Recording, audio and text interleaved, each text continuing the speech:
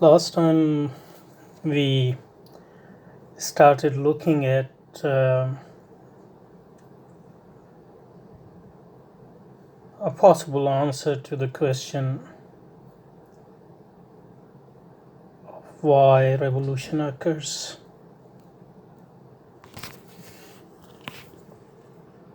Why revolution happens, and one of the things which we looked at was, I think this is one of the things which we looked at was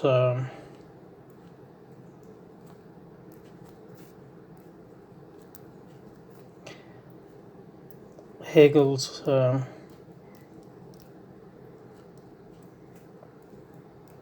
conception of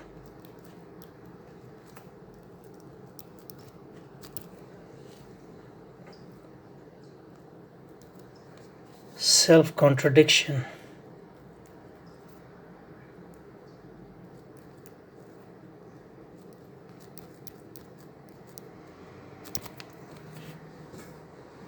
Within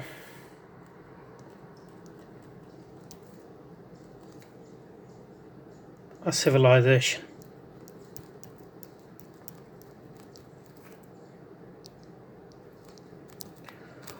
Or an institution, so this can be applied to so many different things. But since we are looking at civilizational transformation, then it's appropriate to mention self-contradiction within civilization.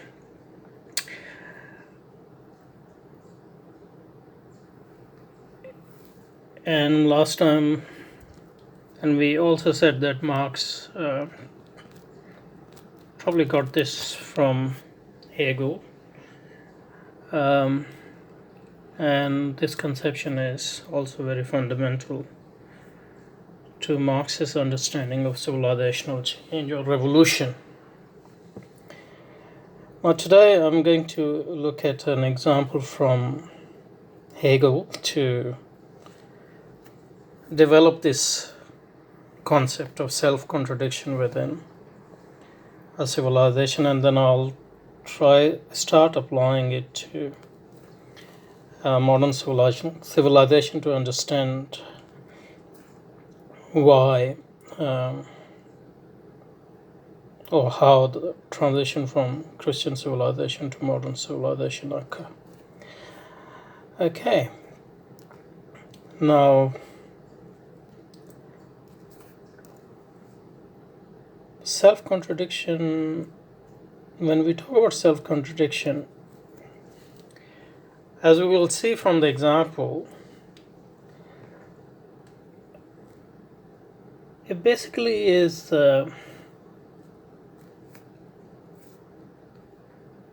it's a bit different from logical contradiction in the sense that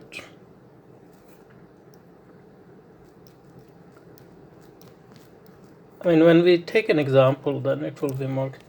Logical contradiction is A and it's not the case that A. So this is a logical contradiction in the sense that they can't be true at the same time. It's safe to say that at the civilizational level or institutional level, you don't get this sort of hard and fast contradiction A and not A. But it ranges from more like inconsistency within a system, inconsistency. And this inconsistency can develop into what come close to self-contradiction.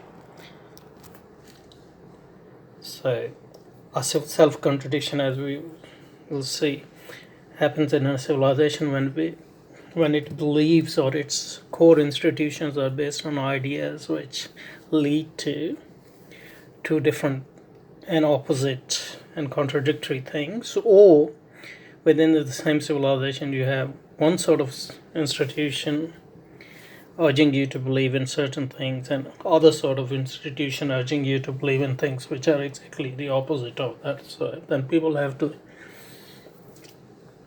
juggle with that inconsistency, and if this inconsistency intensify, it can develop into self-contradiction, and alongside other things can lead to a collapse of a civilization. So that's the idea in a nutshell, Hegel's idea in a nutshell. And Hegel develops this idea in various contexts and in various examples. But the example I'm going to take is from his commentary on a Sophoclean tragedy, Antigone.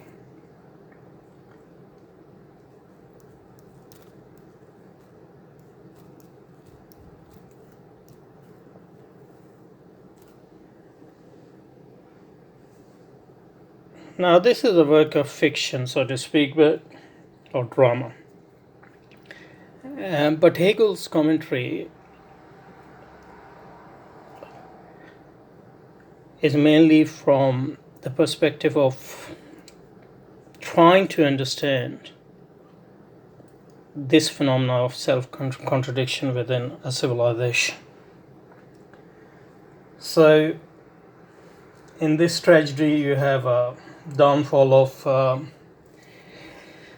Oedipus's family, and Oedipus's son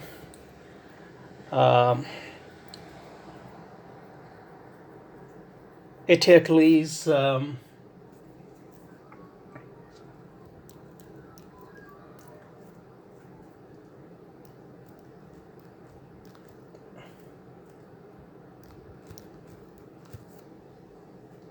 sits on the throne of Thebes.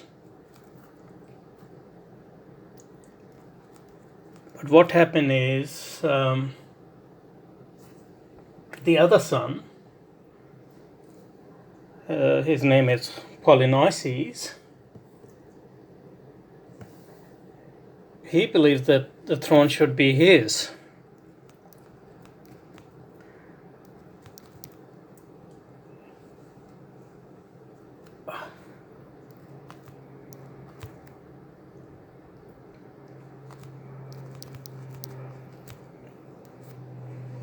And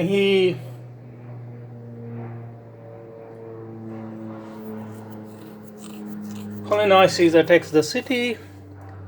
This is a usual thing which happens in the history, and in this attacks both Polynices and Eteocles, both are killed in this attack. And their maternal uncle, his name is Creon,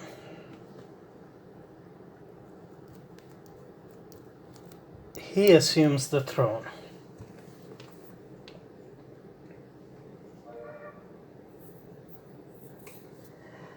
And one of his royal orders is to give Eteocles, proper burial, but he prohibits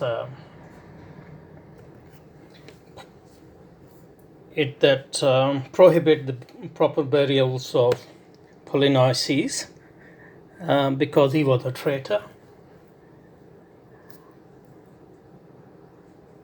So far so good. But what happens is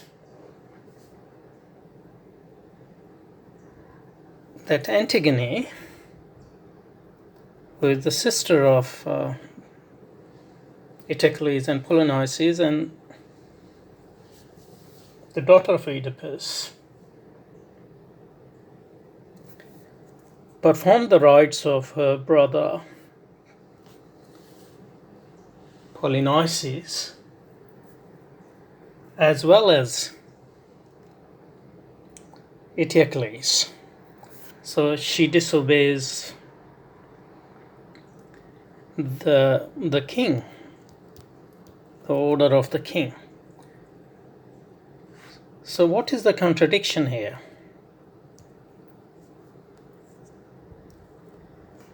The contradiction is that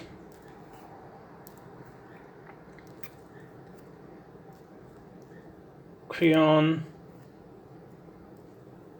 so he's royal now.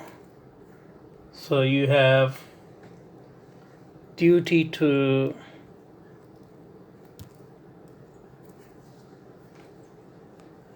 the state, that you should obey your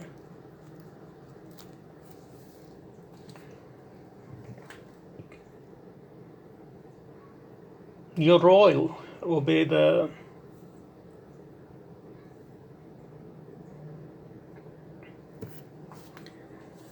but your duty as a sister or the member of household is to give proper burial to your brothers. So these duties, duty to your city or duty to your polis or your state and duty to your household, clash.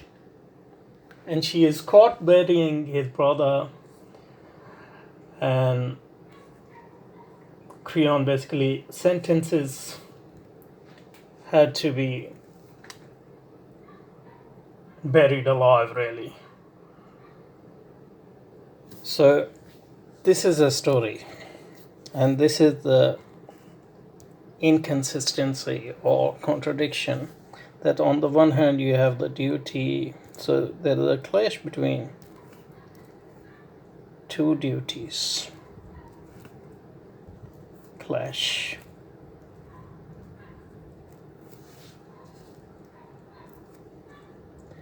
Duty to the state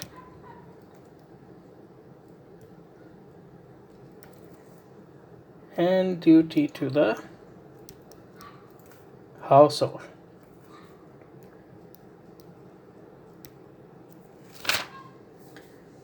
So that's the point of this story, but Hegel sort of generalizes it to as indicative of essential contradiction within the Greek civilization itself, where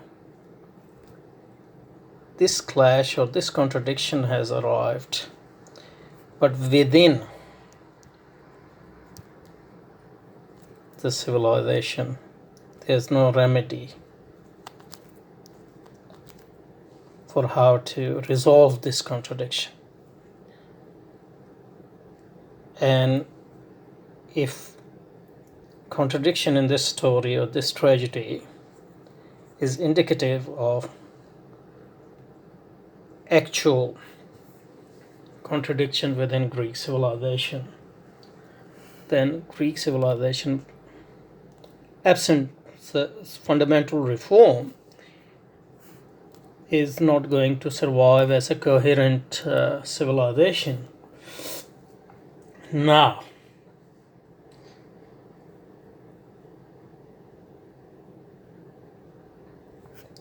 and at the general level, within at the civilizational level, they're doing some work around here. Okay, so at the civilizational level, you have individual agent,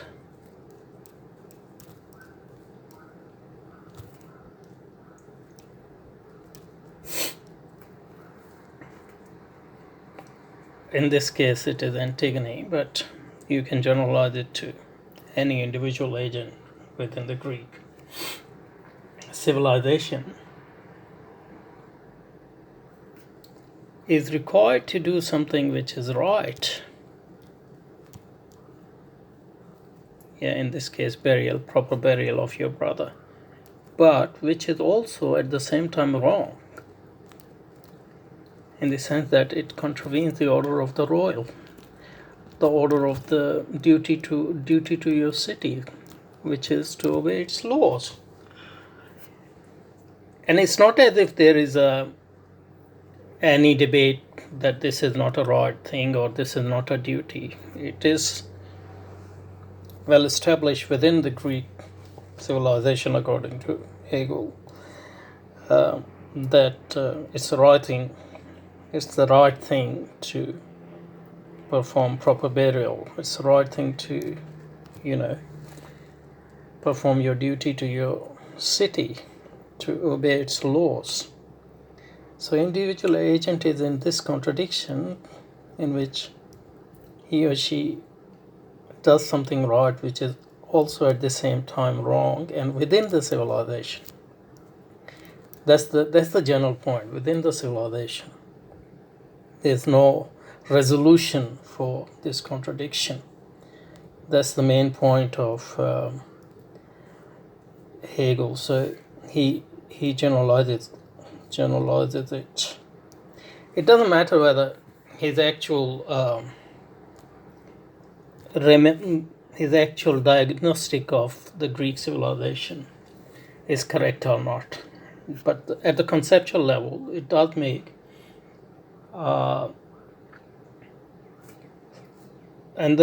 it does make sense. And the point is that within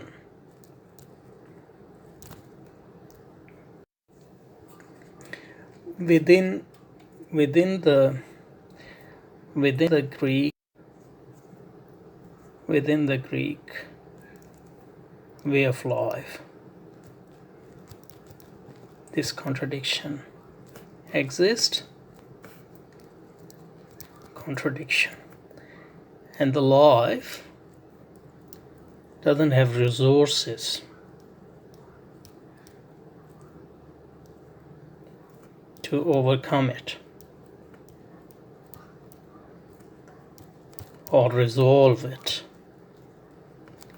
And this should, if it is unable to do should lead to the destruction of that way of life. That's Hegel's point. Okay, now just let's try to apply this to modern civilization. So modern civilization came from Christian civilization, and within Christian civilization we have an interesting phenomenon around 16th century. It's called Protestantism.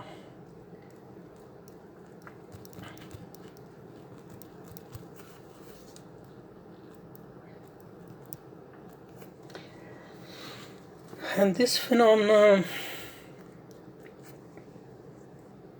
obviously Protestantism has various manifestations and movements within different parts of Europe, but it started in Germany with Luther, yeah. And one of the principles Luther introduced is the principle of freedom, subjective freedom.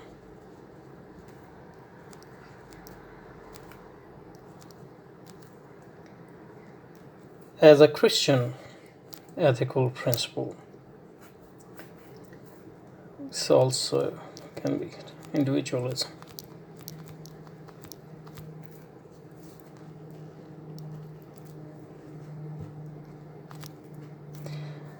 And this principle, on the basis of this principle, he challenged the authority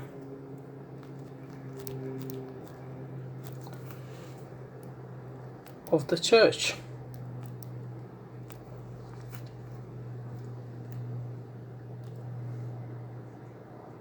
And based on this principle,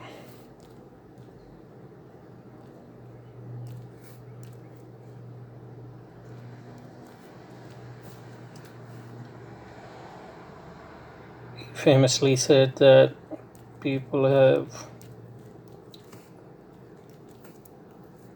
right to read and understand Bible.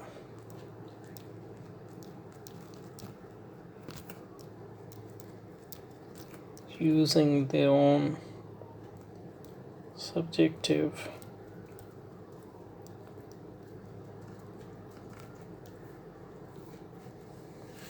reason.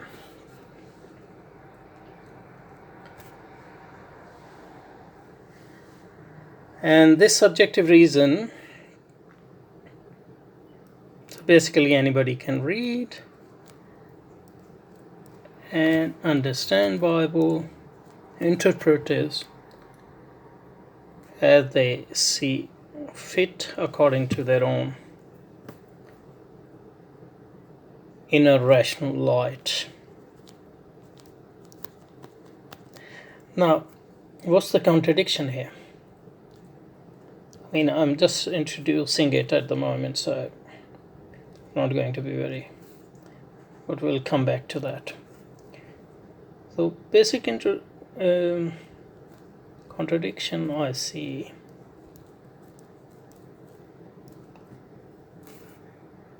subjective freedom.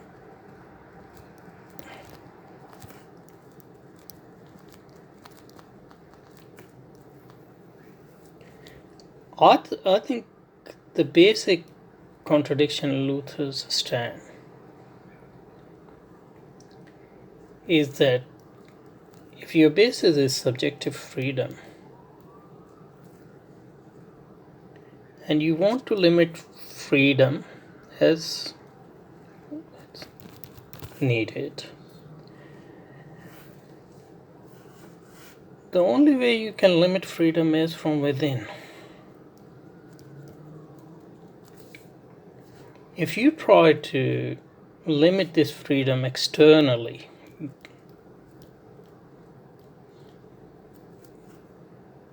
based on some different understanding of what Christianity is, some different understanding of what authority is, and some different understanding of what Christianity is, but it's still an external authority. So you start by rejecting the universal church, that is Catholic Church, but you build your own national church.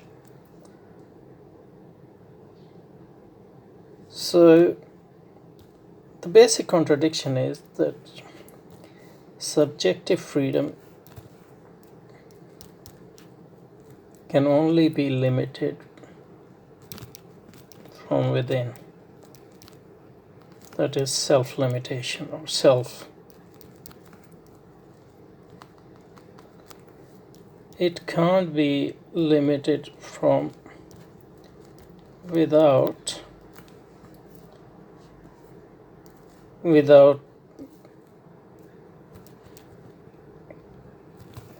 compromising the principle of subjective freedom.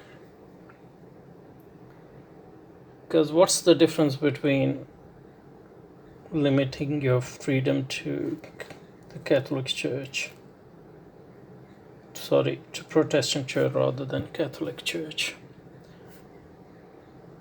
or your local priest rather than the Roman appointed priest? So that's the contradiction which is inherent within Lutheranism, for example. And Marx famously in Hegel's Philosophy of Right indicated this contradiction. Is really a good paragraph which I want to read to you. Let's see if we can find here. So Marx says that Luther, without question, overcame servitude through devotion. So that servitude is the servitude to Roman Catholic Church, but only by substituting servitude through conviction. He shattered the faith in authority by restoring the authority of faith. He transformed the priest into layman by turning laymen into priest. He liberated man from external religiosity by making religiosity the innermost essence of man. He liberated the body from its chain because he fettered the heart with chains. So basically what he is saying is, it's a bit more than what I said, but his fundamental point is you can't introduce the principle of freedom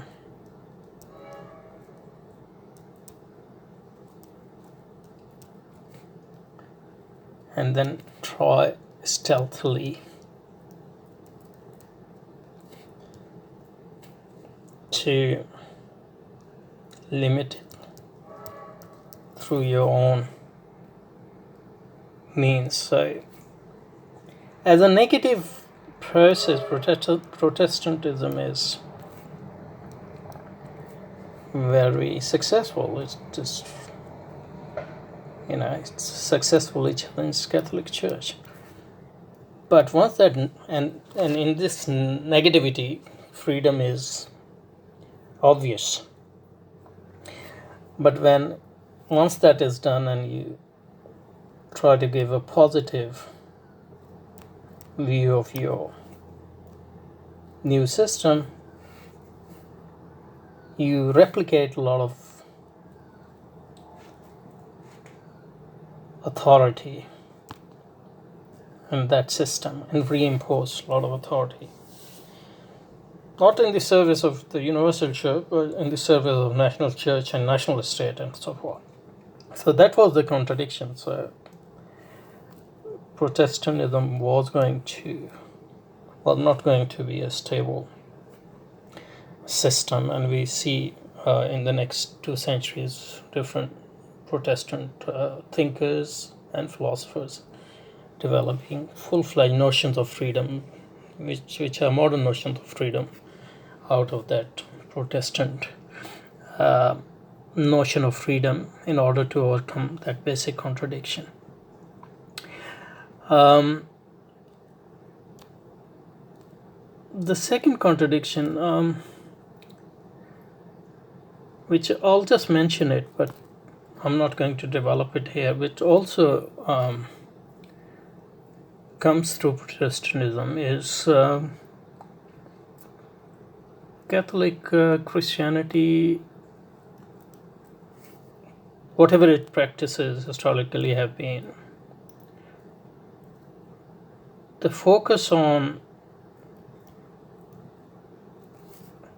its focus is otherworldly.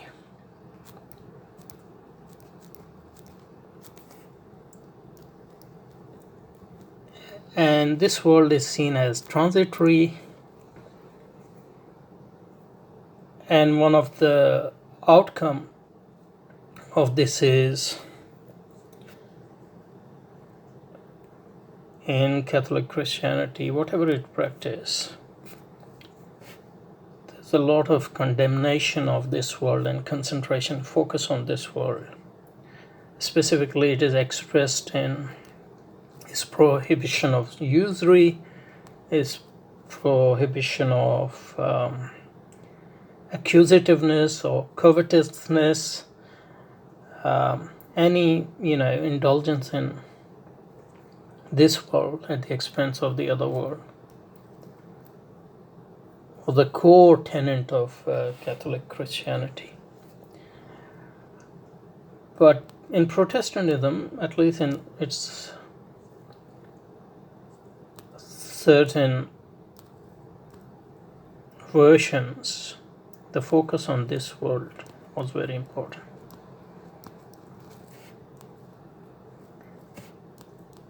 And accumulating money, saving, money didn't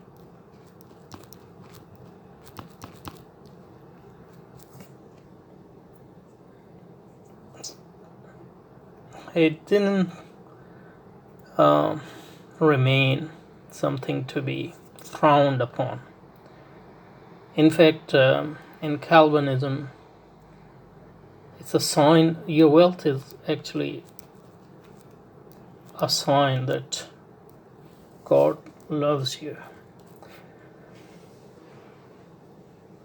In short, Protestantism reinstated or give justification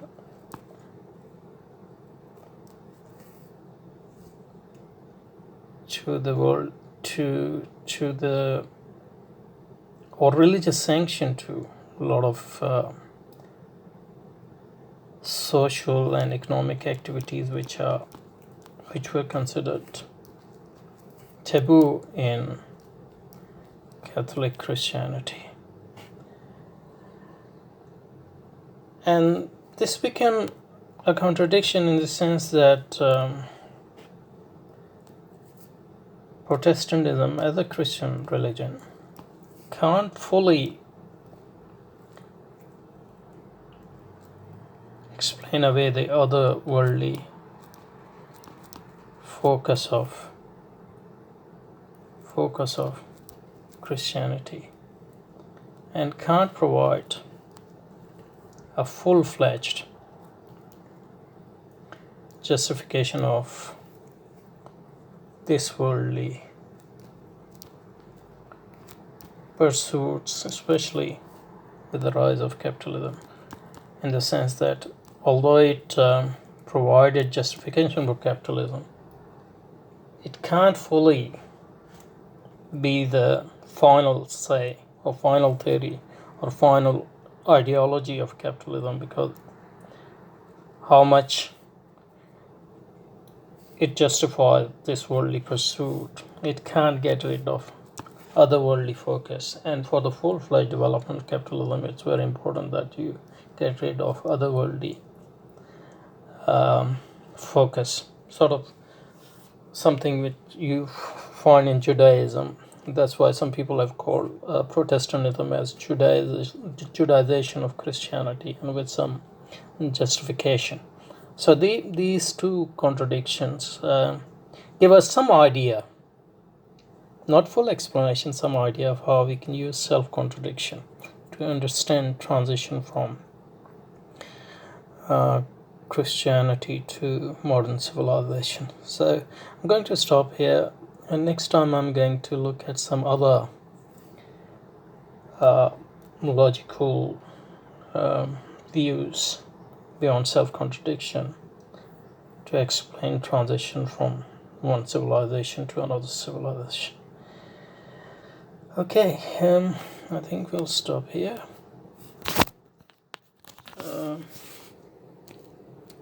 Yep.